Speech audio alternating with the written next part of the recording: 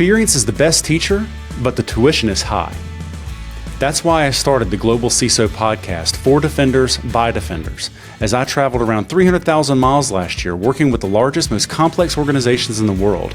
And we're going to talk about what works, what doesn't work, and how CISOs and CIOs can navigate the pace of change in this exponential age. So let's dive in. All right, welcome to this episode of the Global CISO podcast with your host, Chuck Herrin, Field CISO for F5. Today, I am excited and honored to welcome GigaOm's new CEO, Howard Holton, to the show. Howard and I have known each other for several years.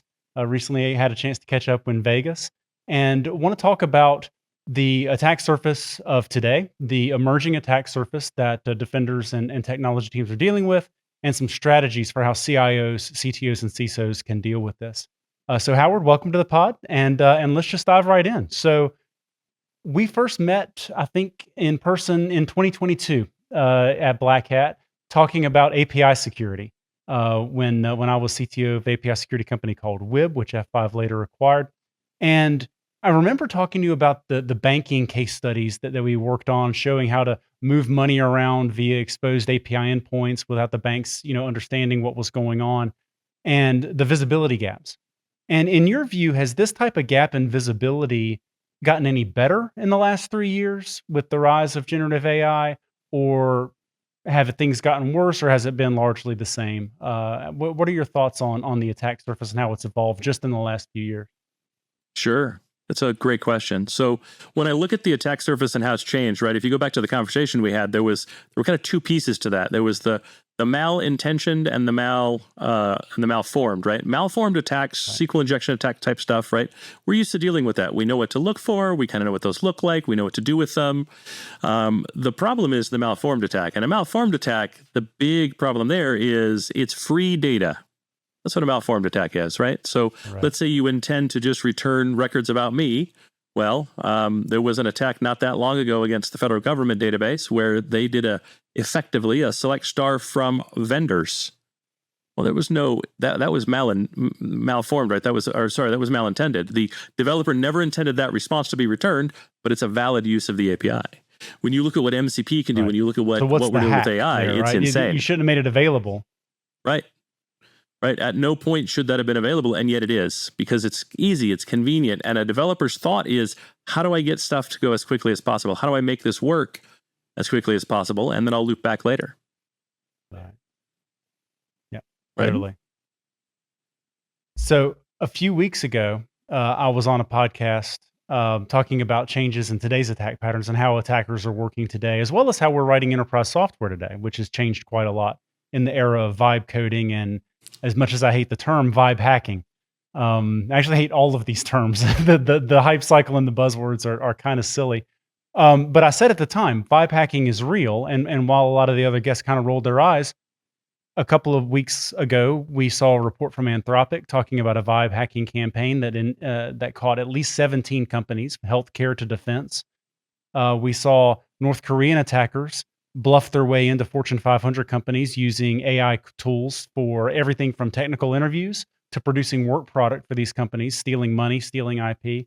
All kinds of things are stacking up. And I'll put more details in the show notes just because it takes too long to run through all of the developments. But things like HackerOne's number one attacker being an AI model, automated reverse engineering of CVEs, automated orchestration of attacking tools with tools like Hexstrike. And changes to the way that we write enterprise code. I was at a Google event last week.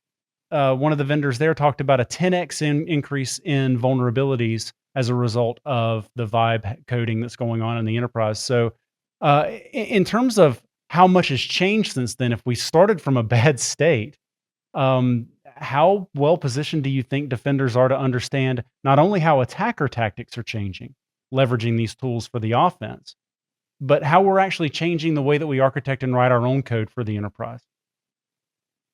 Sure, that's a great question. So if you think about the conference that we just recently were at, right? Think about Black Hat and DEF CON. Those are the sisters. And the way we talk about it is Black Hat is the commercial tools to defend against DEF CON. What we don't really say out loud is DEF CON comes after Black Hat. So Black Hat is the tools to defend, not against this year's DEF CON, hopefully against last year's DEF CON, but in some cases, maybe even the DEF CON before that, right? Defenders are always behind. It's cool that we talk about vibe hacking, and I like that people get upset by it, but really, wasn't all hacking vibe hacking? Like, hackers are the people that use the shortest distance from point A to point B. Good hackers do that as a form of defense. Good hackers do that just as kind of a cause of nature. Malicious hackers don't. Hackers will use whatever tools they have available to make the job easy as possible. We used to make fun of script kiddies, but how many hundreds of millions of dollars in damage was done by script kiddies? Vibe hacking isn't really new. Vibe hacking is the same old thing always done, using new tools to make them faster. So of course, vibe hacking is real, right? So as defenders, we need to wake up and we need to recognize this. And as business owners and people running organizations and enterprises, we need to make sure people understand this is not going to slow down. And if you're already going down the path of poor hygiene and bad data controls and bad security and insufficient controls, protocols, and governance, and all that you're doing is applying more and more and more gas, more and more acceleration, that doesn't change the quality of the road. That just means when you do finally hit a wall, you're not likely to survive it. Yeah, totally. I think vibe hacking is just script kiddies plus AI, right? And they don't have to be good engineers. An idiot with a rocket launcher still has a rocket launcher.